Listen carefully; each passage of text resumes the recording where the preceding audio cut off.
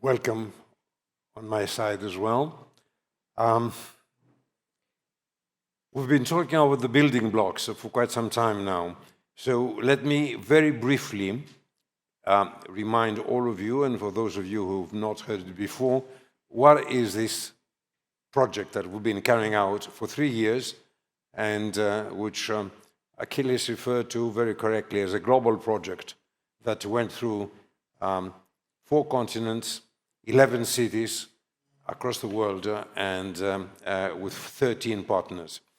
The idea was that we identified, to start with, what we called the functions of democracy, the functional parts of democracy, and then we tried to find ways in which, very specifically, we wanted to improve those functions.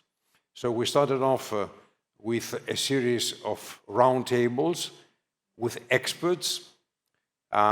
Those experts were occasionally brought into touch with citizens' panels, which sort of looked at what they had done, and there was an exchange of views. Then that was in the first year. In the second year, we did the same thing, but we did it with citizens-driven assemblies. So in this way, we had the top-down, the experts to start with, and then in the second year, we had the bottom-up approach from the citizens. Now, in the third year, the people that you see sitting on here, plus one more exception, which I will refer to, did a kind of deep dive. They looked at the proposals that had been worked through in this way over the last 2 years, and they sort of tried to refine it. Now, remember, our very basic aim was not to discuss generally about democracy, but to come down to some very specific policy recommendations. And this is what we're trying to do. This is what you're going to hear today, these policy recommendations. And we hope to take it to the next stage, where I will leave this for the conclusion. There's one sort of omission today that is not here. One of our lines of work that we did, and which originated in Seoul, actually, was to propose the creation of a 4th branch of government. Now, this actually went forward in terms of research and suggestions, and it is now being published in a book by Professor Annan in Korea. The book was presented at the Council of Europe, and it ties in very, very well with the report that ex-Prime Minister George Papandreou did on the processes of deliberative democracy, and for which you're going to hear later on. So I'm not going to waste any more time, because time is precious, and I will ask our first guest, Kim, we'll get on the... Okay, thank you.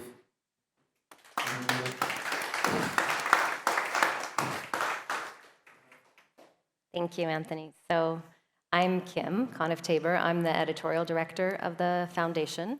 I lead all the programming, and I also work on the foundation's strategy. And I was very involved in the building blocks in the beginning, kind of in the conception, although it was really Anthony's brainchild. And I was also involved in the rollout in the first couple of years. This last year, I've sort of taken a bit of a step back. So today, I'm just playing more of a moderator's role, calling on our friends here on stage and keeping them on time, hopefully. So I'm first going to call on Iain Walker, who is a valuable partner of the foundation, a friend of the foundation for many years now. He's the executive director of the Sydney-based newDemocracy Foundation. And the meetings that we held in Sydney saw the birth of what we all consider a brilliant idea, that it can be applied to all known liberal democratic regimes. These are citizens' panels that act as permanent advisors to parliamentary committees, and they're tasked with examining the laws drafted by ministers and their bureaucracies. So Iain's going to tell us a little bit about the origins of this initiative and kind of where things stand today and where he's hoping it'll go. Well, thanks a lot, Kim. In the 7 or so minutes I have with you today, hoping that that clock restarts, I really want you to accept one idea. We have jury service in the criminal courts. Well, we get the notice and go, well, we're going to be part of a decision together. What if we extended that into our parliaments? What if we reconnected people in that way? My contention to you is the biggest problem we face with trust is we've stopped seeing people like ourselves in the parliaments. Politicians are remote, they're professional, they're very polished, but they don't have a day job and they don't seem to have energy bills. And we need people with that connection sitting there going, hey, that's someone like me, and we'll get a transformative result. As a scene setter, I noticed Achilles very generously mentioned deliberative approaches. For those new to it, there's really two streams to our democracy. There's a public opinion stream, which is voting. It's what you think in the next 10 seconds, or more unkindly, what you think when you haven't been thinking. And then there's a public judgment stream, which, like the criminal jury, is where we give people time and information. So this falls in that second category. An easy way to capture this is getting elected. The process of campaigning is a public opinion exercise. The process of governing is a public judgment exercise. That's why so often it's a lot easier to campaign and governing is very difficult. Without getting off to a dark start, campaigning is promising that everyone gets to go to heaven. And governing is breaking it to people that you need to die to get there. Now, the more we can engage people in a conversation where they see that trade-off, and that's the basis for this model. We've produced a piece of advice as a result of this building blocks event, but the example I want to give for those thinking, is this practical, can it work, actually comes from the Parliament in Brussels. Brussels have what they call the mixed committee model. It's working, it's being deployed, it's functional. Critically, it's something where parties across the aisle, and in Brussels you find a lot of them, are actually saying, yeah, we see a functional benefit here. Think about why. In politics, what's the greatest single asset? It's people standing behind you saying, that's fair enough. Think about how many times you watch a political campaign and it's either, oh, here I am holding a baby because I care about families just like you. Here I am holding well, not a koala here, but holding a nice cuddly animal because I care about the environment. Or I'm here on the factory floor because I'm a working person just like you. Well, instead of playing dress-ups, this is a mechanism where you actually put those people inside the decision. Why the parliamentary committee model? And there's two reasons. Firstly, when you think about what is a deliberative approach, because it's probably thinking, how do I define this? You take a representative group of people, expose them to diverse and contested information, you give them enough time to properly approach the task, you pose them a challenging question to which they can give you any response, and you pre-commit a degree of authority. I will give you a substantive response in 60 days, in 90 days. If you think about how parliamentary committees work, they're almost totally like that already. We have a mechanism in our parliament that is actually very effective in exploring ideas in depth, and it's not the people we show people, it's not the part we show people on television. We always take the bits of theatre in our parliaments that are noisy and scary occasionally and lots of shouting that annoy people, and we're not showing the best part of it. So the argument behind the mixed committee models is let's engage citizens in the part that fits really well. Just prior to us hosting this event in Sydney, I was doing a Senate inquiry in the future of democracy. As they say, the problems with democracy, it's a much admired problem. Everyone likes looking at it and commentating on it, often in the New York Times, but not a lot of people are working on those solutions. And there was a senator, there was 12 of us, and a senator on the Conservative right. I was very happy to get the first question. I was starting to get a little concerned when I got the first 3 questions. I knew the fix was in when I got the first 5 questions. And something was going dramatically wrong when I got the first 9 questions. And her office had looked into every possible way a deliberative approach could go wrong in any project around the world. But I love a microphone, so that was a wonderful morning. I went up and saw the senator in the break and said, Senator Stoker, and she said, stop. I know that was a little over the top. My office prepared those questions, but I was interested in them, in your answers, and you didn't seem to be minding. And we got to talking, and she said, look at the inquiry I'm hosting. We're in the Parliament of Australia. on an issue of national significance, and there's not a single citizen in the gallery. No one is watching. Our parliament is put on television, and it is fantastic for all the insomniacs. There is no reason that you would rationally tune in and watch it. So the contention in this idea is people will engage if we give them a role. Let them read the submissions. Share the problem that is being faced by that parliamentary committee. Our elected leaders will, of course, have a voice, but what about the novelty of having a citizen voice in the inquiry that has the same chance as that criminal jury to consider it in depth and not just offer an online comment, not just make a submission where someone ticks off and says, thank you for your submission. This is working. Now, the example I want to give in the last couple of minutes, I did ask the Parliament in Belgium, and I said, I love your model, but why did you do such a boring topic as 5G telecommunications as one of your opening inquiries? You know, you put all this complexity and all this difficulty of getting 5 different political parties to agree a topic. You then recruited 30 random citizens. You then spent months having them work together, and you did a discussion on 5G technology. In Australia, you could put up a 5G tower and no one will be all that bothered. And the inquiry manager, Jonathan Moscovit, I hope he's watching, said to me, oh, you don't understand. 5G in Belgium was like reforming abortion law in Ireland. This had turned into a circular firing squad of misinformation, of false facts, of lobby groups, of people campaigning on it. So it might look like a boring topic to you, but we took something that was deadlocked. We engaged citizens where everyone got a fair say, including those active voices, but we got to a point where we could take a trusted public decision. And that's what I want to close on. When you think of why would you consider that mixed committee model, I know we've got about 30 elected representatives attending the conference. Hopefully you look at this and say, we've got a deadlock, we're going around in circles. When you add citizens, they work for one reason. If their say is substantive, if their say is meaningful, they will stand next to you to take a decision. You won't get left isolated, standing up there having to defend a decision on your own. We trust people like us. We trust people in blue-collar, white-collar, no-collar jobs. The justice system finds a role and juries find them complementary. Our political system, our parliamentary committee system is the best place to do the same. So hopefully that's a practical measure you can take away and an idea that kickstarts a bit of thinking about how to do democracy better. Thank you.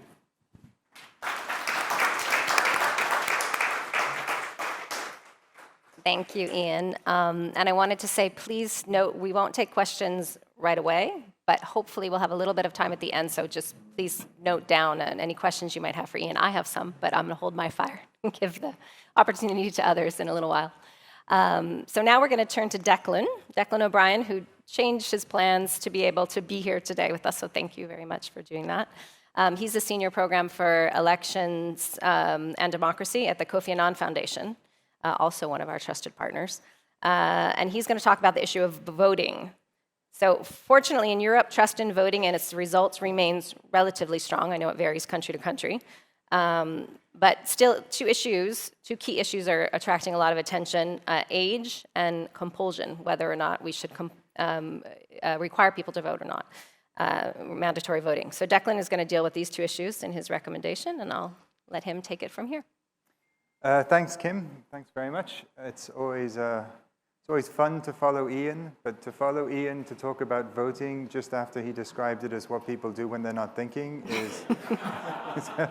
adds another level of challenge, so thanks very much for that.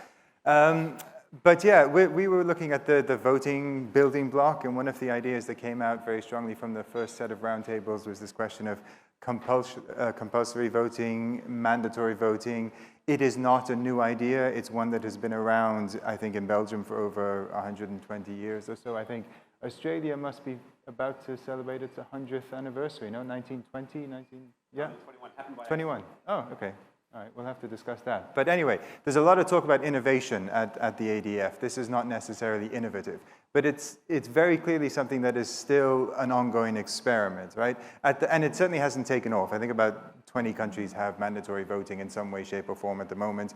And recent trends kind of point both directions in the sense that since 2000, you've had about 4 or 5 countries that had mandatory voting and got rid of it, and I think 3 or 4 that have implemented it.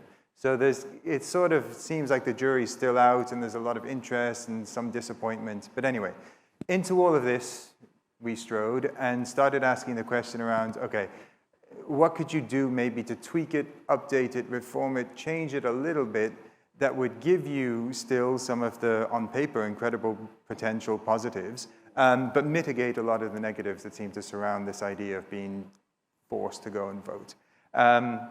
And that is a real struggle, it seems, for a lot of people. You know, the notion that you are forced to go and participate in a process seems fundamentally anti-democratic, right? And even if you give people the option of saying, none of the above, you know, I don't want to vote for any of these guys, the very fact that you're kind of pushing them into that process, which in some cases can be something that they find to be fundamentally illegitimate, creates a bit of an issue. But of course, you know, ideally, in a democracy, you want everybody voting, right? As President Obama said at one point, if everybody voted, that would completely mitigate the impact of money in politics. So that's the ideal. You want voter turnouts of like 90% as they have in Australia, as opposed to the 65, 66% that you get in like UK and the US. So you want everybody voting, and obviously on paper, forcing them to do so is one of the sort of easiest ways to do it, even if it seems a bit authoritarian.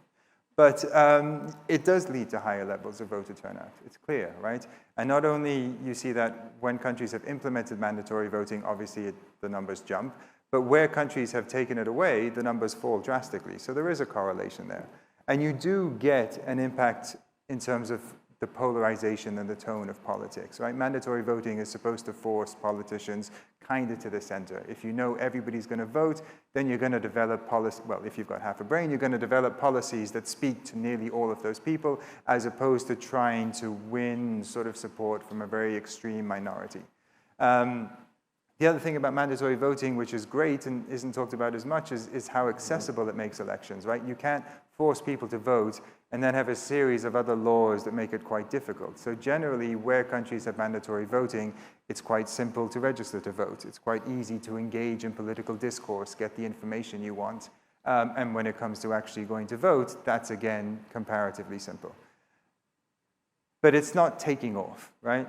And I have to say, with the caveat that a lot of other work that the Kofi and Annan Foundation does is with young people, right? It's one of our big other themes, not necessarily youth and democracy, but we do a lot of work there, but young people and preventing violent extremism, different forms of participation. And obviously, as you see from the crowd and the teens from democracy, that's a big element of what the ADF does as well. So a lot of the conversations we were having about mandatory voting were with young people. And at one point it came up, and someone said, well, look, what if you sort of took the whole big burden of mandatory voting away from everybody, but you kept it for young people? What if you said, when you hit the age of 16, 17, 18, whatever it is, you are obliged to go and register to vote, and the next time there's a general assembly in your country, you have to go and vote. After that, you can do what you want, right? And you reimagine it almost like a sort of capacity building exercise, kind of like, you know, not to simplify things, but like learning to drive, right? Once you do it, you can do as much or as little as you want. But the idea here is that you give everybody that fundamental and critical experience of going through a voting process, right? Of participating in what is still the fundamental element of democracy. But you kind of remove a lot of the other issues in a way that still gives you significant benefits, right? So if everybody who was 16, 17, 18 years old was voting, you would address the very significant challenge of young people currently not voting, right? Because that's generally the trend. Young people don't vote right now. You would still have, or rather, you would have politicians increasingly speaking to the concerns and priorities of young people. Because again, if they knew that young people were going to turn up en masse, you would have them developing policies that speak to the concerns of young people. And I don't just mean that in the immediate, you know, and what Iain was saying about what you care about right now, but young people, by virtue of their age generally, are also more interested in the sort of mid to long-term impact of policies. And that's a real weakness in terms of current political leadership. They are not thinking mid-long term. So this is maybe a way that you would see some of that redressed as well. You would continue probably to get some of the other benefits as well in terms of a less polarized political discourse. And you would probably get the same benefits in terms of accessible voting. This isn't an idea that's been really studied at all. There's one group in the UK that's done some polling with like 40 or 50 young people, but it's not really of the size and scope you need to understand whether or not this is a goer. So I think in the next stage, what we'd probably like to do is some really deep dive research on this, and then a pilot project or two.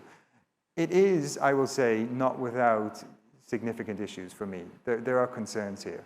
I don't necessarily like the idea that you're putting the focus on young people in a way that might suggest that they're the problem, like their behavior needs to be addressed.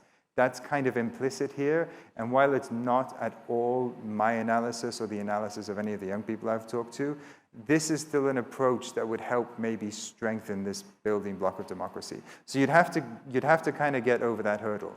The other thing is, isn't it also fundamentally undemocratic to prioritize the voices of one group over others in a democratic process? I mean, even if you don't create obstacles to older people participating in elections, putting the onus on a particular age group in this way seems to skew the conversation a little bit towards them. Again, given current sort of voting patterns, that maybe balances things out, but still kind of seems a little bit undemocratic. The other question, of course, is how you enforce this. Because there's a variety of mechanisms that are in place in countries that have mandatory voting to make sure people vote. You get a fine in Australia, or you can come up with a half-decent excuse. In other places, it's kind of more like social shaming and other things. But most of those mechanisms are particularly ill-suited for young people. You can't find 16, 17-year-olds generally, and certainly if they were like me, they had no money when you're 16 or 17 years old. And certainly you don't want to do something punitive that's going to stick with them, for the rest of their lives, or something that's going to sort of turn them off from engaging in politics for the rest of their lives. So there are certainly some issues here that need to be thought through a little bit more. But as I said, that hasn't been done. We don't have the capacity to do it. So I think the next step here, which we'll talk about, I guess, amongst ourselves over the next couple of days, but also with you, hopefully, is maybe a research project and then a pilot project somewhere. I think that would be great. Sounds amazing. Thank you.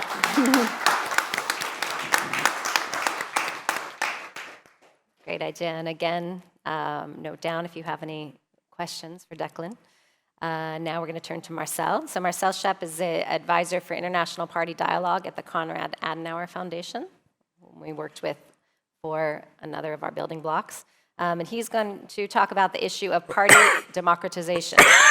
So there are several arguments regarding the democratic deficit of European political parties, and Marcel's going to share his reasoning and his suggestions, also accounting for the impact of AI and other technologies. So please, Marcel. Yeah, thank you very much, Kim, for having me here. Thank you, Anthony, and thank you, everybody, for giving me the opportunity to speak on an even more attractive topic than deliberative democracy and voting, and that's political parties. True to the concept of the ADF, I'd like to start by asking you to participate with a simple question. Who of you, just by show of hands, feels that democracy worldwide is under threat? Thank you. That outcome, I suppose, did not surprise most of us, I suppose, considering where we are and the commitment we share. I'd like to ask a second question, and that is, who of you, again, simple show of hands, is a member of a political party? I see that outcome did not surprise me, to be honest. What might surprise you is the conclusion I propose to draw from this. Typically, I could start out by pointing out how more people should join political parties, how more citizens should stand for office, how liberal democracy in essence is, almost without exception, party democracy. All true in my opinion, but not the point. My point rather is this. It is a disservice to democracy explaining its regression solely with the dysfunction of political parties. Rather, we should enable them to function better. However, and our research showed that, expecting more participation in general does not beget more personal engagement. In short, even if parties are more open, people just do not walk through that door. How come? Starting from our analysis over the last 3 years, 2 recommendations stick out. We recommended that ideally political parties should elect their leadership at all levels, which is more common to the Anglo-Saxon political systems, but not necessarily to all liberal democracies. Notably, over time, there has been a shift from consensus to competition expressed in electing rather than selecting the leadership. This ideally leads to more self-empowerment of candidates, inclusion of party wings, and participation of the so-called ordinary party members. Secondly, we recommended that political parties should prioritize becoming more digital. However, there is still no empirical evidence that digital parties fare better. The results vary widely by party and by country. Rather, it is evident that more dialogue orientation that enables communication between leaders and between members and voters. Hence, the paradox of political parties in the age of AI is this, in my opinion. Parties need to employ more digital tools to make more time for meeting people face to face. In a digital world, personal interaction becomes the currency of the political. Anyone involved in politics will tell you this. The key to more support is more direct and personal engagement. To illustrate this claim, please allow me to draw from some findings of our work. Firstly, political parties can both legitimize and delegitimize political systems. In surveys, they consistently rank the lowest when it comes to trust, yet we entrust them with the most power. Secondly, populist political parties and their leaders alike tend to overemphasize their use of social media as an arena of pseudo-participation, thus challenging established parties not only in terms of their content, but also in their established ways of doing business. And mind you, there is no such thing as positive populism. But there are emotions. As content becomes more and more redundant, those parties stick out who combine context and care for their electorate. And thirdly, pillars of political party work like membership, manifestos, committees, delegates, and conventions seem to become out of date in the age of platforms. Now, you would forgive me for hubris here. Political parties not the ultimate platform. Last year, we commissioned a study on the state of digitalization of political parties, which concluded that for established parties in particular, the mammoth task is not digitalization, but hybridization, which means that they need to adapt to the digital natives, while at the same time address the often at times not so digital disenfranchised. How, for example, would you reach people who tend not to vote? They need to mobilize their members through social media, not just to inform them, not just to bombard them one way with information, but to enable them to exert more influence in the processes of the political party. And they need to maneuver between decentralization and centralization when it comes to their own digital governance. It is very useful to devolve your digital tools to the last member, but still you have the task to also distribute a unified message. And now this is where intra-party democracy comes in. A second study led us to conclude that there's a general trend in recruitment away from established functionary or cadre-based selection within the party towards more competition-based election open to outsiders. And here it's important to keep in mind that although there has been little change in the organization of the so-called catch-all or big tent or people's parties, they have been in principle and by their sheer size, both adaptive and inclusive as well, as complex enough to absorb a multitude of interests, while, of course, at the same time, more rigid and less accessible in the process. Thank you. Secondly, even though parties themselves sometimes tend to underestimate their importance, party manifestos, well done, in fact, are exemplary of a participatory process from the grassroots to the top brass. Ideally, they provide a map of their members and supporters' combined convictions merged into a party's vision for society.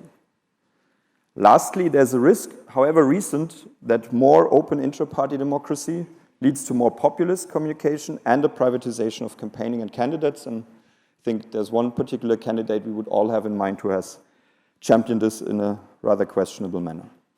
So the other side of the coin is a rise of political entrepreneurism.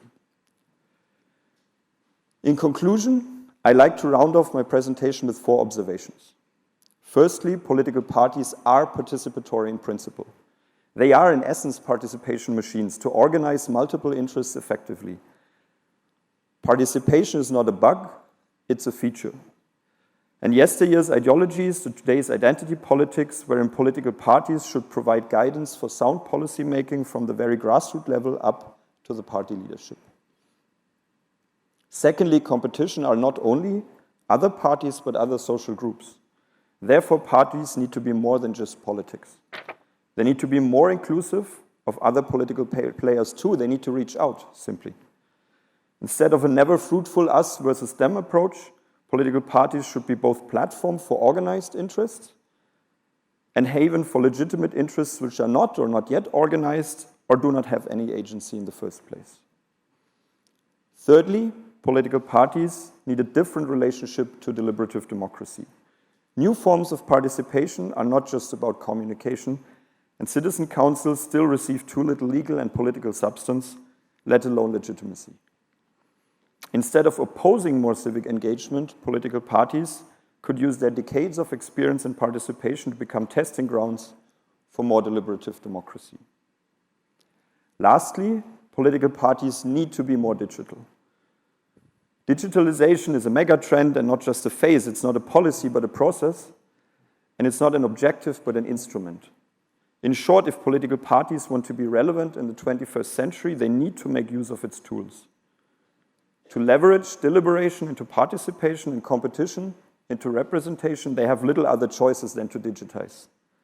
Not to substitute face-to-face interaction, but to build more personal relationships as they become more and more valuable in a digital world.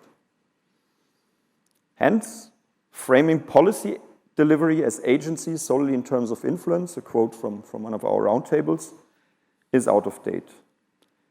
The common but misplaced understanding of political parties as serving only their members reveals a deeper problem. Political parties do no longer reflect the lifestyles of those they do not represent.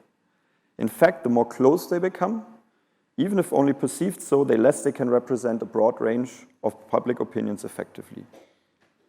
Strengthening intra-party democracy, therefore, is a prerequisite for more participation if it provides a foundation for more representation. And both are ultimately preconditions for more democracy. My point finally is this. If we gave up on political parties, we would give up on democracy itself. Or to stick with the analogy, if political parties are part of democracy's operating system, we're not talking about switching devices, but simply about the upgrade to the age of AI. Thank you. Thank you.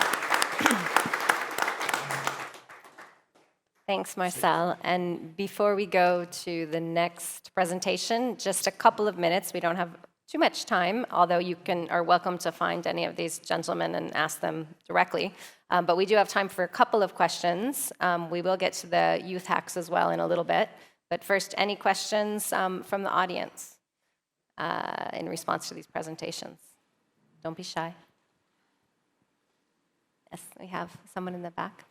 Someone at the back over there. Yeah. So hello, this question is kind of for Mr. Walker, and I kind of wanted to know how you think you can get citizens really engaged in the political process outside of voting, especially in areas where it's I live in a more rural area, and how do you think you should, especially youth, can get people more engaged in politics outside of, simple voting sessions? How do we get them to town council meetings? How do we get them to do all of these things outside of the traditional political mechanisms where you can choose a candidate? Sure. The short answer is make it worth people's time. So there's this wonderful phenomenon in life called rational ignorance. There's 17 million adults in Australia. We all have a retirement savings fund. You have to be out of your mind to follow a Senate inquiry into superannuation because you're one of 17 million people. Who cares what you think? The reason we take forward this jury model is if you're one of 30 people, one of 40 people, and I ask you to come and follow an inquiry and you're going to get an answer from a committee chair, you've got the incentives right. So my answer to you is think about incentives, make it worth people's time, and that starts with give them a straight answer, give them a problem to solve. Great. Any other questions? Any other? Yeah, There's you have men one behind right the camera.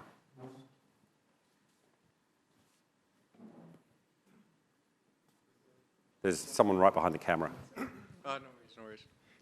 Hey, I have a question for Marcel. So I really thought your idea of using the digital technology in a hybrid sense was very fascinating, because that'd been something I had thought about for a while. And my question is, do you have any particular examples of how you can use this hybrid model to encourage political participation in the actual real world, while at the same time balancing the use of technology? Yeah, thank you very much. I mean, there's several examples, and I try to generalize one, which I think is the most viable from a viewpoint within the party. There are, in Germany, some parties, wouldn't say any names, but they are quite known, or they used to be quite known for very messy party conventions, which drew long into the night, 3 o'clock, 4 o'clock in the morning, because another motion was tabled, another motion, and so forth. And what they've done is they basically set up an app where you can put forward all these motions and all the deliberative processes, and it is a true deliberative processes, way before.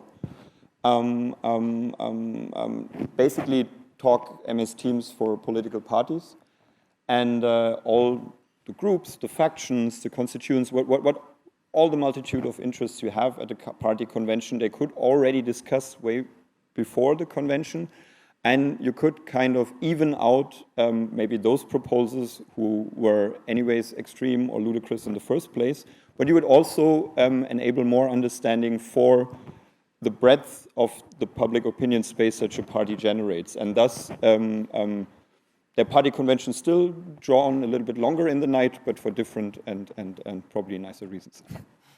Thanks, Marcel.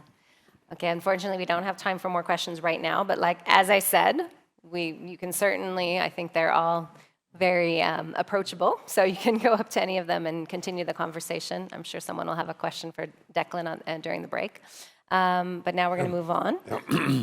Can I ask now, you remember we talked about the fourth branch of government and how this relates very much to the work that George Papandreou has done and is doing on deliberative democracy and its processes.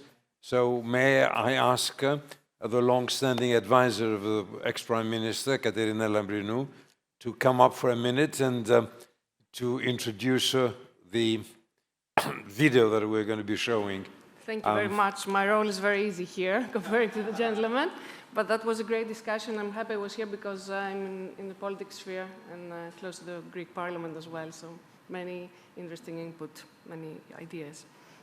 So I'm delighted to be here on behalf of George Papandreou, former Prime Minister of Greece, who is currently serving as General Rapporteur for Democracy at the Council of Europe. The Council of Europe is an international organization based in Strasbourg. The mission is to protect human rights, democracy, and the rule of law across Europe and beyond. It includes 46 member states with more than 700 million citizens. The Parliamentary Assembly is a democratic forum for monitoring and debate among national parliamentarians. Last year, George Papandreou was elected General Rapporteur on Democracy, and his latest report, which you referred to, was entitled Strengthening Democracy Through Participatory and Deliberative Processes. As also mentioned in the report, this work intersects a lot with the project of the Democracy and Culture Foundation on the building blocks, and Professor Annan was also there at the deliberations, as well as Kalypso Nikolaidis, who leads the Democratic Odyssey project. George Papandreou is there this week for the plenary, so he was unable to join you, but we did record a short video during the closing of the Democratic Odyssey Citizens Assembly this Sunday, and you will hear more from him about all this right now. Thank you.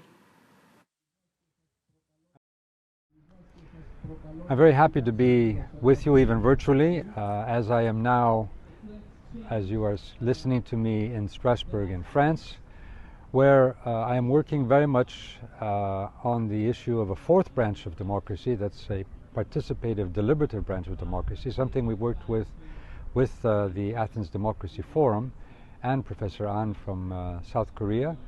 an idea I had written about some years ago, but now which is flourishing, is becoming a much more of a practice and an institution in many countries. And the reason is quite profound, but also quite clear. Democracy is being challenged. There are those that do not want democratic procedures. There are those who do not want power to the people.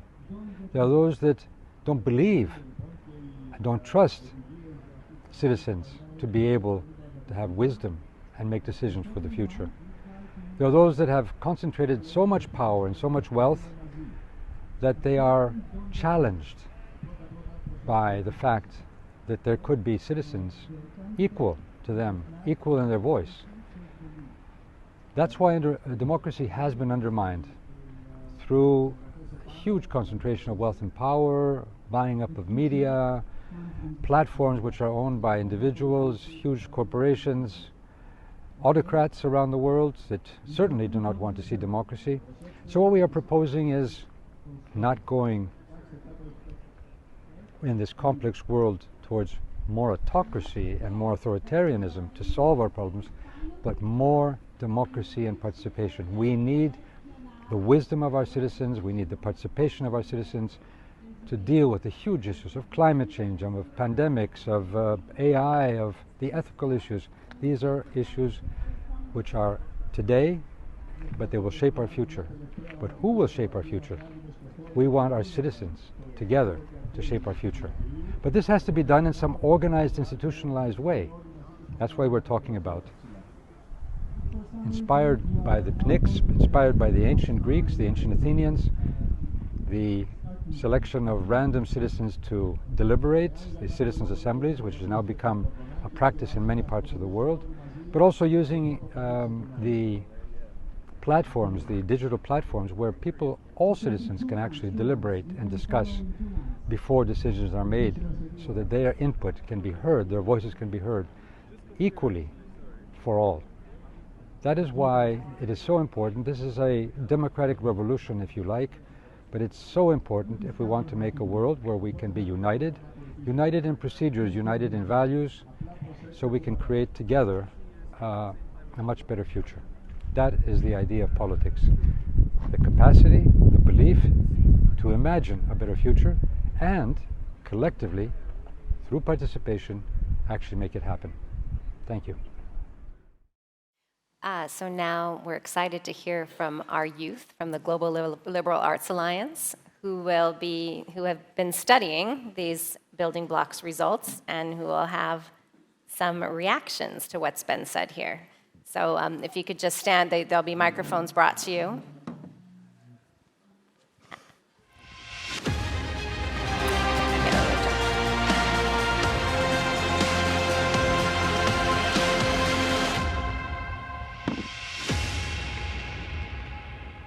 You're welcome to come up if you'd you want like, to come or up here. stay there, as you prefer.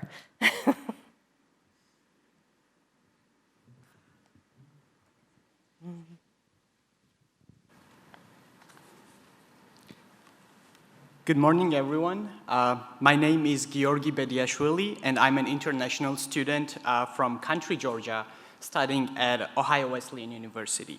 I'm deeply grateful for the opportunity to share thoughts with you today. First, let's discuss the concept of compulsory voting and its effects on the younger population. While making voting compulsory might seem an effective way to increase voter turnout, it might also have negative effects on youth. Indeed, research shows that compulsory voting increases the overall turnout rate. However, studies also show that people don't continue to vote once compulsory voting is removed. More and more opinion surveys show that young people are interested in politics and want to participate in it. That's why I believe there are other ways that might be more productive and meaningfully engaging for young people. I believe that a long-term strategy would be to engage youth through comprehensive civic education, which will provide more meaningful results. We should try to educate young people and make them interested and involved in politics from an early age, and civic education is one way to do it. We live in an era of social media and technology, and it is not surprising that people, especially youth, use these platforms on an everyday basis to get daily information and engage. What we could do now that would have an immediate effect would be to leverage the power of social media like Instagram and TikTok and influencers with a more extensive youth follower base to promote election participation and civic engagement. Additionally, I believe that politicians should be more actively present on these platforms and be more accessible to the youth generation. An excellent example is the Kamala Harris campaign for the US president, which is actively trying to appeal to the younger generation through Gen Z-specific social media campaigns and posts. Another way is peer-to-peer communication, and the promotion of elections can be another avenue that we might explore to increase youth's meaningful participation in elections. Youth might be more susceptible to information coming directly from their peers. That's why forming student-led organizations and NGOs to promote political participation can play a critical role in mobilizing youth votes and will provide longer-term, deeper engagement in political processes. Another way to make political parties more attractive to the younger generation is by developing more rigorous and comprehensive youth wings of political parties and including youth representatives in their decision-making body as well as in their parliamentary party lists. We agree that youth should be involved in the political process, and we should try to explore ways that it can be done in a more meaningful way. That's why if we add all of the components above, compulsory voting will be able to achieve its objectives. Thank you very much. Thank you. Thank you, Georgi. Great ideas. And now we have Irina Agayeva, who's going to come up and give us a few more ideas from the youth perspective. Good morning. My name is Irina Agayeva. I'm originally from Kazakhstan, but I'm studying at American University in Bulgaria. Thank you for empowering youth voices. It's such a great pleasure to be here and express our opinions. Mr. Schepp has accurately pointed out that political parties should adapt to societal changes such as digitalization and civic participation. Political parties can sometimes be perceived as more closed and representing a narrower range of public opinions. In some cases, they also perform a more exclusive rather than inclusive selection of party leadership. Indeed, strengthening intra-party democracy and digitalizing internal party processes can contribute to more effective representation and participation. After discussion with fellow students, we identified the following suggestions on how to facilitate democratization of political parties. First and foremost, political parties should systematically cooperate with tech experts who develop platforms for political and democratic institutions. It would balance the power between private corporations who seek financial gain and democratically elected party members committed to the common good. Next, parties should use AI for opinion collection, leading to consensus rather than divergence. Including a broader range of opinion could help parties to make more informed decisions and elect more suitable leadership at all levels. Tools like Polis have shown effectiveness in connecting citizens on various opinions and various policy issues in Taiwan, for example. Lastly, parties should develop digitalized systems for civic engagement to become hybrid systems, as mentioned. Inclusive systems to ensure that citizens are informed on the policy issues and other policy alternatives is necessary to help engage the citizens. For instance, consultation processes similar to V-Taiwan could be viable options for connecting political parties and their representatives. V-Taiwan is a decentralized open consultation process that combines offline and online interactions, connecting Taiwan citizens and diverse stakeholders on national issues. Acknowledging limitations and concerns over AI usage is essential. The risk of micro-targeting individual political beliefs, as happened with Facebook, Cambridge Analytica scandal, and disinformation in general still requires very careful consideration. However, the ethical usage of AI in democratization of political parties is still a viable and feasible option. Regulated AI could help detect biases and provide party members with informative summaries from diversified sources. AI can increase political participation by democratizing political parties, if it facilitates communication, rather than misinformation, surveillance, and mistrust. Thank you very much. Thank you very much for your time.